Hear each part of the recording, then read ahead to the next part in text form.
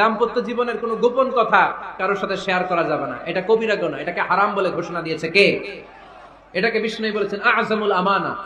স্বামী স্ত্রীর মধ্যে যে অন্তরঙ্গ মুহূর্ত কাটে, এই মুহূর্তগুলোর কথা কারোর সাথে শেয়ার করা যাবে?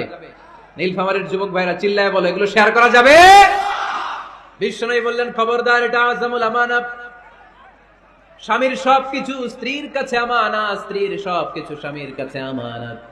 আবার বিশ্বনবী বলেছেন, যারা স্বামী স্ত্রীর গোপন দাম্পত্য জীবনের কথা অন্যের কাছে শেয়ার করে দেয়, তারা হলো আশারুন নাস, পৃথিবীর মধ্যে সবচাইতে নিকৃষ্ট মানুষ। এরা নিকৃষ্ট, এদের চাইতে নিকৃষ্ট আর কেউ হতে পারে না। উলাইকা কাল আনআম বাল হুম আদাল। এরা পশুর চাইতেও নিকৃষ্ট, যারা স্বামী স্ত্রীর প্রাইভেট কথা, পার্সোনাল কথা মানুষের কাছে বলে বেড়ায়। আসিবাউ হারাম, এই গোপনীয় সব কথাগুলোকে অন্যের কাছে প্রকাশ করা হারাম করেছে কে? চিল্লায় বলতে হবে কে? তাহলে খবরদার, নিজেদের দাম্পত্য জীবনের কোনো কিছু অন্যের সাথে শেয়ার করবেন না। আমাদের বোনরা অনেক সময় একসাথে বসলে পেটের কথা, পিঠের কথা সব বলে ফেলায়, আছে না নাই? না বোনেরা, সব শেয়ার করলেও আপনাদের দাম্পত্য জীবনের কোনো কথা কখনো কারোর সাথে শেয়ার করতে পারবেন না।